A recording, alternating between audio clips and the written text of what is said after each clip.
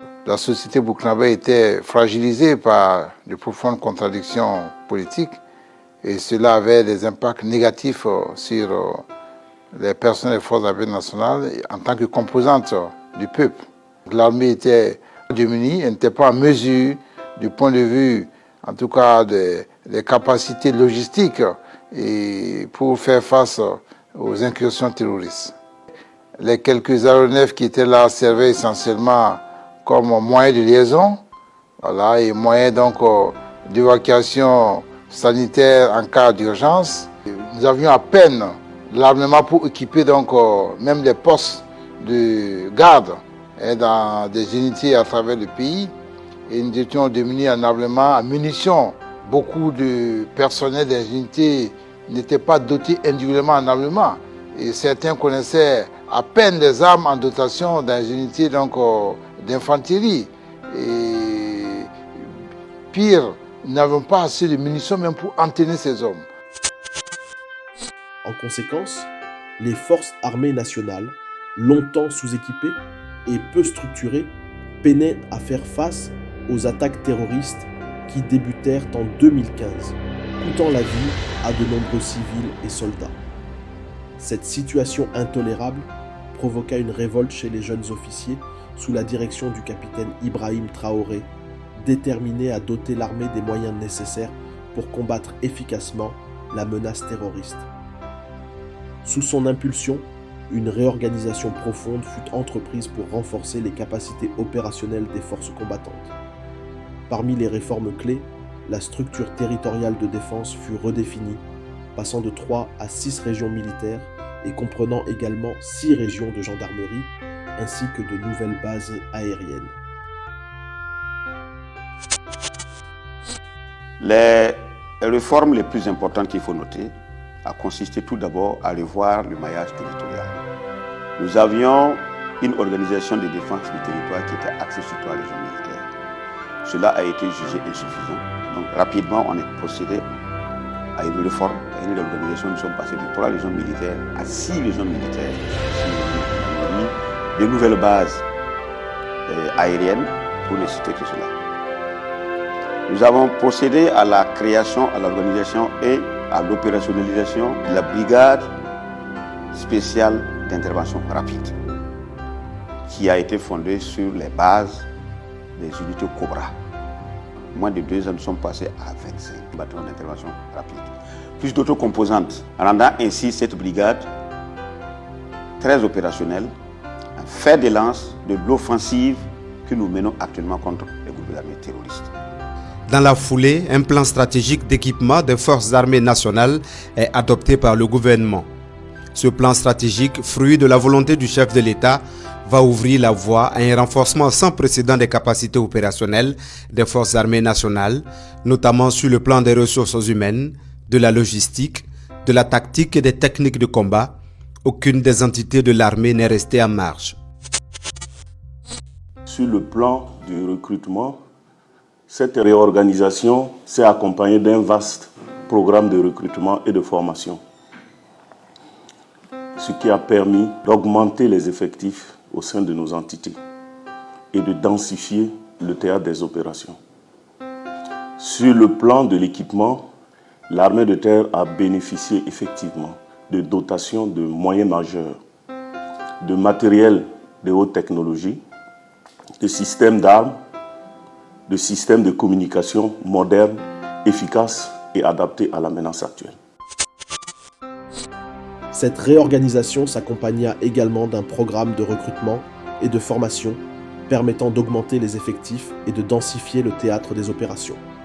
L'armée de terre bénéficia ainsi de matériel de haute technologie, d'armements modernes et de systèmes de communication efficaces adaptés à la menace actuelle. En parallèle, les partenariats stratégiques avec la Russie, la Turquie et la Chine facilitèrent l'acquisition d'équipements essentiels. Dès décembre 2022, 3 mois seulement après l'arrivée au pouvoir du capitaine Traoré, l'armée de terre reçut des véhicules blindés et en janvier 2024, un lot important de matériel militaire fut remis au ministère de la Défense pour renforcer Pour les avoir la paix, capacités il faut faire opérationnelles. la guerre. Donc, faites la guerre. L'armée de terre aujourd'hui est plus robuste et elle continue de monter en puissance. L'armée de terre aujourd'hui n'a rien à envier ou n'a rien à voir en termes de capacité avec l'armée de terre qu'on a connue d'autres temps. Non seulement en termes de maillage du territoire, mais aussi en termes d'effectifs. Moins de 2 ans après cette réorganisation, la brigade spéciale d'intervention rapide, fondée sur l'unité Cobra, se vit dotée de 25 bataillons d'intervention rapide et de composantes supplémentaires, rendant cette brigade très opérationnelle et en pointe dans la lutte contre les groupes armés terroristes. Dans cette même dynamique, le gouvernement adopta un plan stratégique d'équipement militaire visant à renforcer les capacités en ressources humaines, en logistique, en tactique et en technique de combat.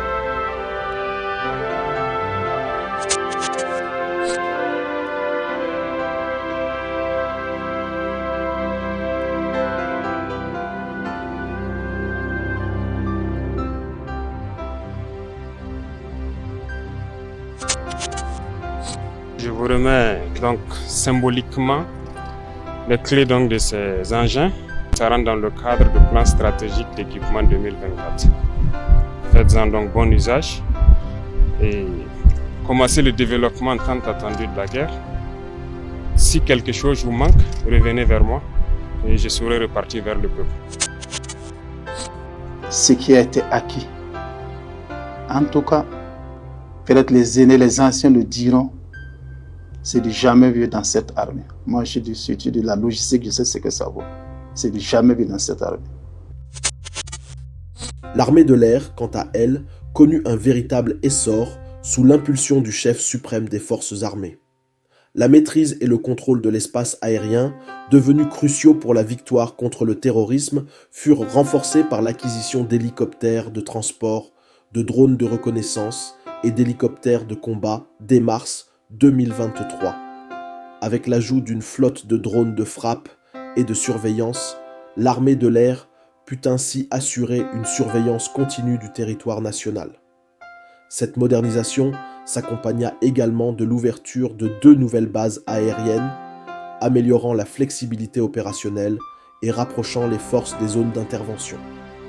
Parallèlement, l'armée burkinabé développa sa capacité de formation. Depuis l'accession du président Traoré au pouvoir, l'armée de l'air a eu une place de choix dans le plan d'équipement des forces armées. Nous avons reçu des appareils de combat, nous avons reçu de nouveaux appareils qui font du renseignement, nous avons reçu des appareils de manœuvre et nous avons reçu pratiquement dans toutes les gammes de combat de nouveaux vecteurs qui nous permettent de pouvoir répondre aux besoins des populations et de la lutte contre le terrorisme. Et pour mettre en œuvre ces moyens, nous avons bénéficié également de l'ouverture de 2 nouvelles bases aériennes qui nous permettent de pouvoir avoir plus de flexibilité sur le terrain, qui nous permettent de pouvoir être plus proches des zones des opérations, qui nous permettent de pouvoir avoir plus de capacité à répondre aux besoins, à ce que l'on attend d'une armée de l'air sur le terrain. Et pour mettre tout ceci en œuvre, il a fallu que nous soyons renforcés en termes d'effectifs et ceci a été pris en compte également à travers des recrutements. Les éléments de l'armée étaient essentiellement formés à l'étranger, chose qui ne permettait pas d'avoir les effectifs conséquents. Avec le leadership du président, nous avons la capacité de former nos éléments sur place ici à travers la création de nos écoles de l'armée de l'air. Ces écoles, il y en a qui sont déjà opérationnelles, il y en a qui sont en train d'être mis sur pied, mais ça nous donne une capacité réelle pour pouvoir faire des formations qui répondent à nos besoins, des formations qui permettent d'avoir des hommes qui ont les aptitudes dont on a besoin réellement sur notre terrain, ici et maintenant. Les unités de la gendarmerie et de la police nationale furent également renforcées en moyens logistiques et humains, disposant aujourd'hui de véhicules modernes et d'équipements sophistiqués, assurant ainsi une protection efficace du territoire. Entre octobre 2022 et octobre 2024, la gendarmerie bénéficia de 2 recrutements, y compris un recrutement spécial de 3000 nouveaux membres, et les infrastructures furent modernisées grâce à un budget alloué de 11 milliards de francs CFA. Dans cet élan de modernisation, l'unité d'intervention de la police nationale fut également transformée en groupement d'élite, avec la création de centres d'opération et le recrutement de plus de 4000 policiers en 2 ans. La coordination entre la police, les forces de défense et les volontaires se renforça, permettant une action concertée sur le terrain et une fraternité d'armes.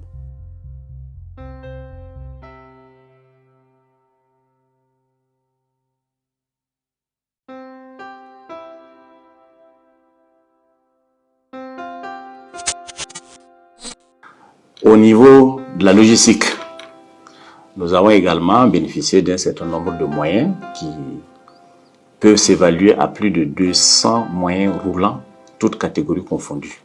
Nous avons pour l'entretien et la maintenance, nous avons bénéficié également d'une enveloppe de 1,5 milliard pour les pièces de rechange. Avant, nous étions avec des moyens, des véhicules qu'il fallait pousser pour démarrer. Aujourd'hui, à l'heure où je vous parle, lorsque vous voyez un moyen de gendarmerie, c'est vraiment un moyen appréciable. Voilà, donc c'est des moyens, des acquisitions qui permettent à la gendarmerie de travailler efficacement. Au niveau des infrastructures, nous avons bénéficié d'une enveloppe d'environ 11 milliards de francs CFA pour la construction, les réalisations d'infrastructures que nous n'avions pas, mais également la réhabilitation des infrastructures existantes et qui étaient donc un peu délabrées. La plupart des brigades de gendarmerie étaient construites à l'air libre et fonctionnaient à l'air libre sans clôture. Seuls les arbres pouvaient délimiter l'espace consacré aux brigades.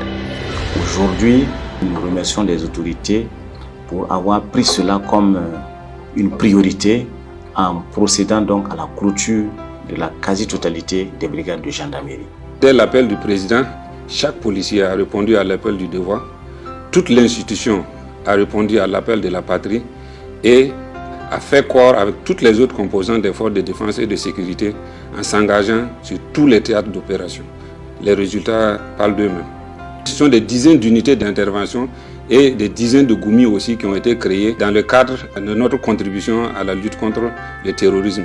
Et toutes ces unités sont déployées à l'échelle du territoire aux côtés des autres forces de défense et de sécurité, des volontaires pour la défense de la patrie. Il y a aussi la refondation de l'unité d'intervention de la police nationale que vous connaissez comme une unité d'élite qui a été transformée en groupement. Il y a la création aussi du centre d'opération, des opérations de la police nationale. En termes de recrutement, c'est par milliers que les policiers sont recrutés depuis l'arrivée du capitaine Ibrahim Traoré. En 2 ans, nous avons assisté au recrutement de plus de 4000 policiers. Donc ça, c'est un chiffre record. Beaucoup d'infrastructures ont été réalisées, d'autres réhabilitées depuis l'arrivée du capitaine Ibrahim Traoré. Sur le plan de la formation, on a assisté à un vaste renforcement des compétences de la police à travers différents types de formations, des formations intensives et des formations spécialisées. À une certaine période, il y avait des guéguerres par rapport à certaines considérations, ce qui concerne la police. Avec l'arrivée du capitaine Ibrahim Traoré, tout cela s'est envolé. On a assisté à un renforcement, un resserrement des rangs. Les forces de police ont fait corps avec toutes les autres composantes des forces de défense et de sécurité, avec les volontaires pour la défense de la patrie. Et aujourd'hui, quand vous partez sur le terrain, vous n'arrivez pas à faire la distinction entre les différentes composantes. Les gens évoluent dans une unité d'action et c'est vraiment dans une fraternité d'armes que les choses se passent sur le terrain. Au bout de 2 ans, tout ce que la police a acquis comme logistique de la lutte contre le terrorisme, j'avoue que c'est un chiffre qui fait rêver. Il y avait cette guéguerre autour de l'armement de la police. D'aucuns pensaient que la police n'avait pas droit à un certain type d'armes. Donc les policiers étaient déployés, mais sans les moyens qu'il faut pour assurer ni leur propre défense, ni la défense des populations. Il a fallu attendre jusqu'à l'arrivée du capitaine Ibrahim Traoré pour casser tous les codes, pour que toutes ces considérations tombent. Et aujourd'hui, j'ai pu vous dire que la police nationale dispose de pratiquement toutes les catégories d'armes. Il y a eu beaucoup d'acquisitions d'armes, aussi bien les armes individuelles que les armes collectives. Il y a eu l'acquisition de nombreux équipements de protection individuelle et des équipements de protection collective. Il y a eu l'acquisition de nouveaux équipements spécifiques Je vais parler des drones, des détecteurs d'UED, ça c'est des choses que nous ne connaissions pas par le passé. Il y a eu l'acquisition de nombreux et nouveaux moyens de communication, ce qui permet sur le terrain aux unités d'être suffisamment opérationnelles. Il y a eu l'acquisition aussi de blindés, je dis bien de blindés, de semi-blindés, des véhicules d'allègement, des tricycles et d'innombrables motos. Ça c'est vraiment une révolution. C'est d'une révolution qu'il faut parler, pas de simple changement.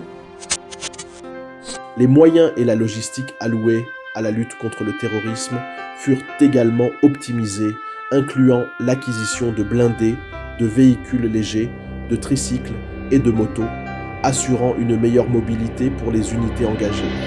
La Brigade nationale des sapeurs-pompiers participa aussi à cet effort, en s'engageant dans des missions de reconquête de territoire aux côtés des autres corps armés. Elle reçut des moyens et un effectif renforcé, avec des compagnies d'incendie et de secours nouvellement créées pour servir les chefs-lieux de région. Depuis donc la crise que vit notre pays, les unités de la Brigade nationale de sapeurs-pompiers ont contribué dans des parties du territoire au retour de la paix et à la reconquête de certaines localités. Les moyens dont bénéficie la Brigade nationale de sapeurs-pompiers sont ceux dont bénéficient les forces armées nationales en général, et donc tous nos personnels qui sont engagés sur le théâtre des opérations, qu'ils soient en unité constituée 100% personnel brigade ou au sein des autres structures des unités combattantes, bénéficient du soutien et de l'appui des services pourvoyeurs des forces armées nationales. Il faut reconnaître clairement qu'il y a eu un bond significatif en termes de capacité d'intervention d'une part, mais également capacité en ressources humaines. Il y a eu une augmentation conséquente des effectifs au niveau de la brigade pour pouvoir faire à la fois face à la défense opérationnelle du territoire dans le cadre de la reconquête du territoire national, mais aussi pour faire face à nos prestations de services publics en matière de secours et de lutte contre l'incendie. Depuis 2023-2024, nous avons bénéficié de la création d'unités spécifiques et d'unités au sein de la brigade. Nous avons aussi bénéficié de l'ouverture et l'opérationnalisation de compagnies d'incendie et de secours dans les villes, notamment les chefs-lieux de régions administratives qui n'avaient pas de caserne de sapeurs-pompiers. Ce sont de grands efforts qui ont été faits dans le but justement de rapprocher les secours des populations. C'est ensuite une adaptation du dispositif. Et cette adaptation du dispositif, en termes de maillage, a vu la création des groupements d'incendie, mais aussi des compagnies d'incendie et de secours. Les autorités ont travaillé à assurer un maillage qui permette que les sapeurs-pompiers soient disponibles pour intervenir au profit des populations. Pour financer ces acquisitions militaires, le Burkina Faso mobilisa plus d'1 milliard de dollars, 600 milliards de francs CFA, en 2 ans, permettant aux forces armées de disposer de matériel performant de dernière génération, incluant des drones stratégiques. Les forces armées nationales n'ont jamais été autant équipées depuis son existence comme ces 2 dernières années. Nous disposons actuellement du matériel performant des dernières générations. Je citerai par exemple les drones stratégiques que nous avons, les hélicoptères de combat, de transport que nous avons pu acquérir dans le cadre de ces réformes, les véhicules blindés de transport logistique, les véhicules blindés de transport de troupes, les chars d'assaut, les véhicules de combat du génie militaire, les moyens de travaux également que le génie militaire vient d'avoir. Tout ça va concourir à beaucoup plus de mobilité de nos forces armées nationales, à beaucoup plus d'opérationnalité, à beaucoup plus d'audace. Parce que quand les hommes sont bien équipés aussi, il faut savoir que ça leur remonte le moral et ils sont beaucoup plus audacieux à entreprendre des actes offensifs. Des hélicoptères de combat et des véhicules blindés, contribuant ainsi à améliorer la mobilité et le moral des troupes. Ces avancées, ainsi que la réorganisation et le renforcement des unités militaires en ressources humaines, visent à assurer la souveraineté du pays en dotant le Burkina Faso d'une armée forte et indépendante. nos pays étaient sous perfusion. Les programmes d'ajustement structurel, ou quand on regarde ça, les recrutements étaient vraiment à minima.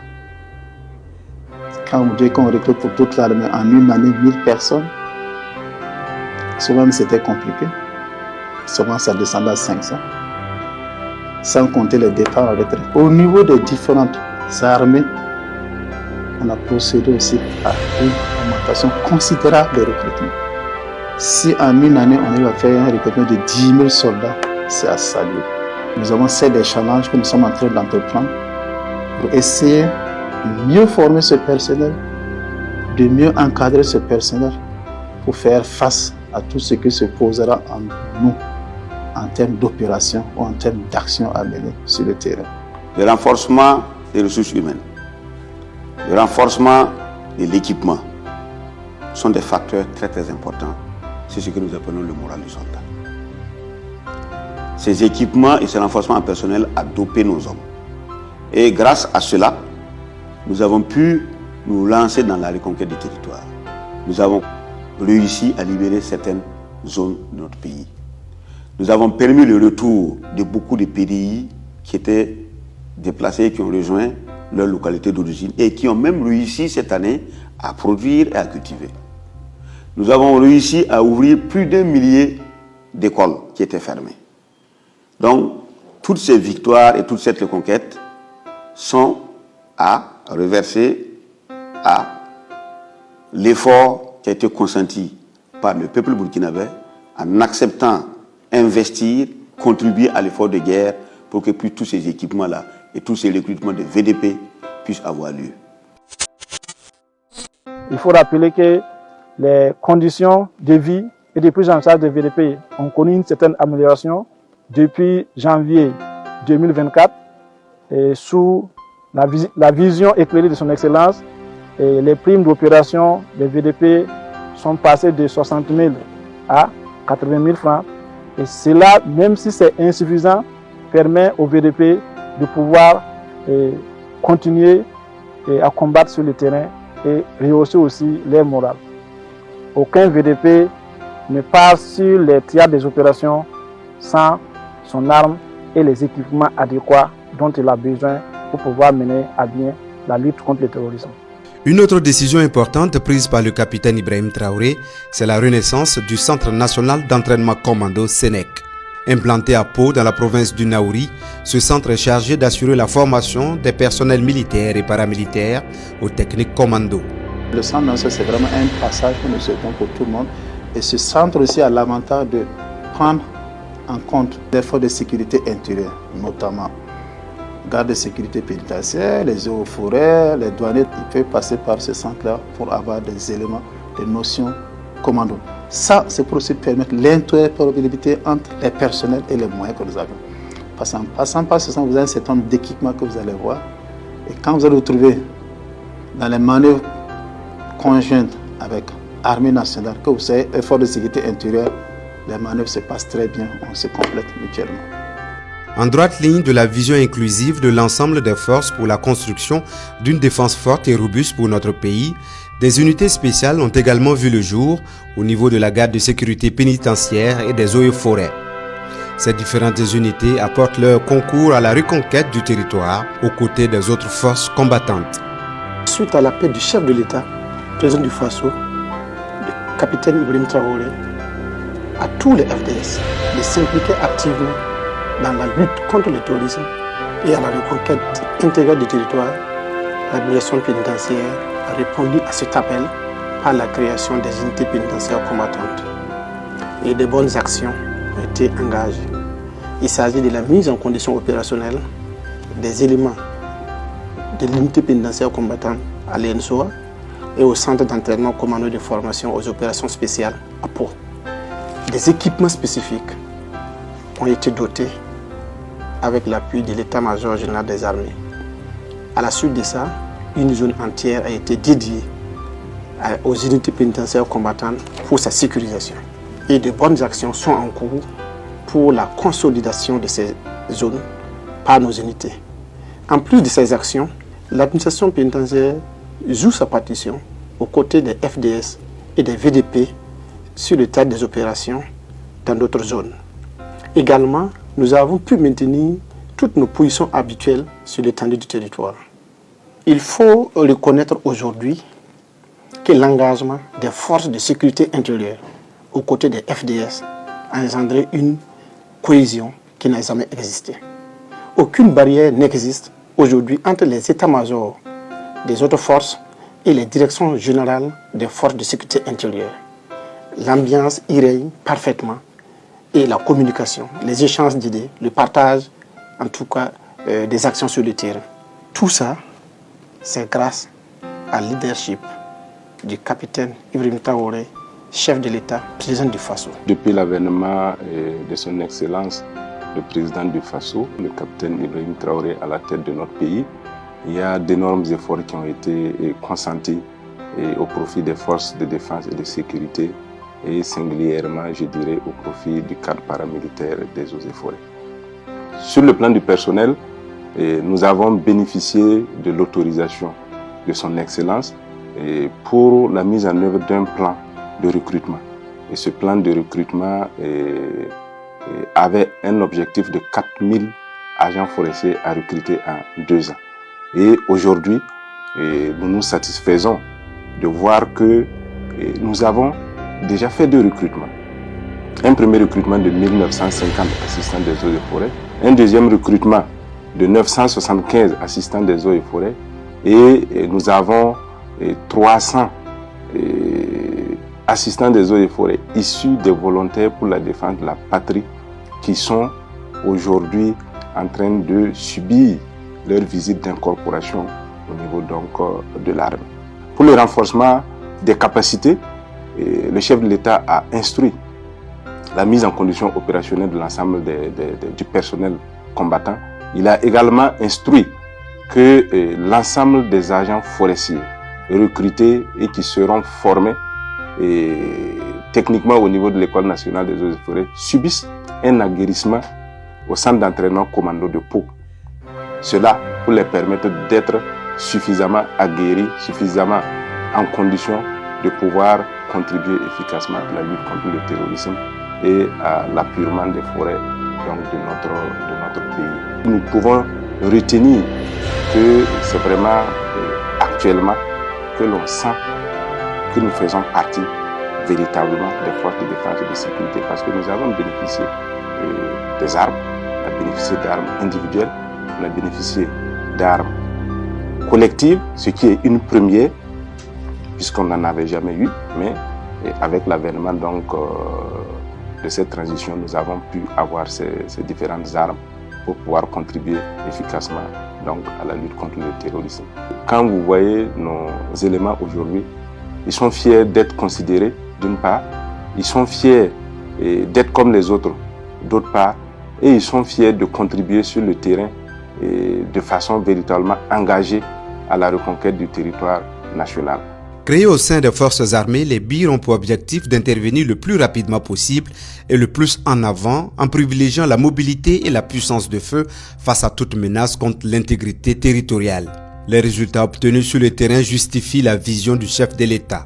Nous sommes équipés, nous sommes vraiment équipés, et ce qui nous permet d'être présents rapidement sur le terrain et d'aller directement à l'objectif.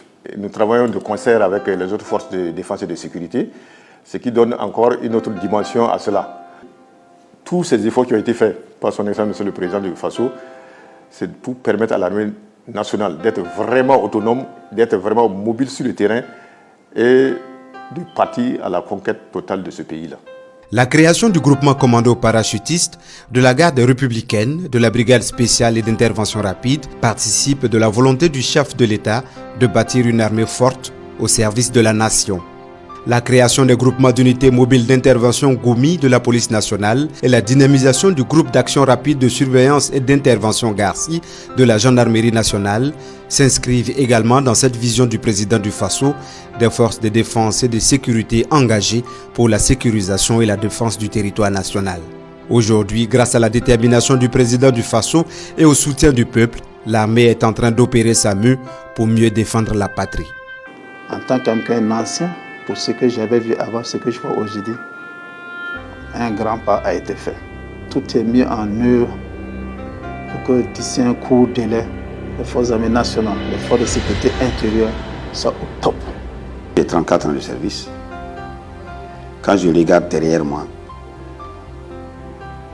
je dis que nous venons de très loin. Avec les moyens consentis par la population et l'État, nous sommes en train de nous reconstruire. Nous sommes en train de monter en puissance. L'armée burkinabé a un avenir radieux. Un avenir avec une histoire qui sera auréolée de prestige et de gloire. Au cours de ces 2 années passées sous le leadership du président du Faso, son excellence le capitaine Ibrahim Traoré, nous sommes tous témoins d'une métamorphose profonde des forces armées nationales et caractérisée par une montée en puissance. Une montée en puissance donc de l'accroissement des effectifs, de l'accroissement des moyens logistiques, de l'armement, et une restructuration et un redéploiement dans des unités qui couvrent plus efficacement le territoire national. Et l'autre dimension, c'est surtout la dimension air. Les forces armées nationales sont aujourd'hui équipées d'aéronefs de combat. Elles sont équipées de vecteurs aériens qui permettent de faire non seulement l'acquisition du renseignement sur le terrain, des missions d'observation, des missions de guidage et par les troupes au sol pour accroître l'efficacité du combat. Le capitaine Traoré a inscrit son action dans un processus de renforcement continu des capacités opérationnelles et l'armée burkinabé, désormais mieux équipée, continue de recruter pour assurer la défense du territoire. Ce vaste programme de recrutement vise à atteindre une autonomie et une souveraineté militaire, consolidant la fierté nationale et l'engagement des Burkinabés pour la défense de leur patrie.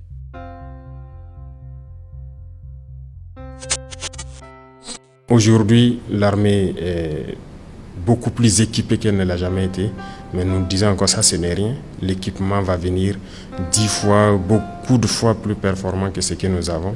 Nous allons continuer à recruter pour avoir une armée forte, parce que l'indépendance, la souveraineté, tant que vous n'avez pas une armée forte, vous ne pouvez pas vous assumer.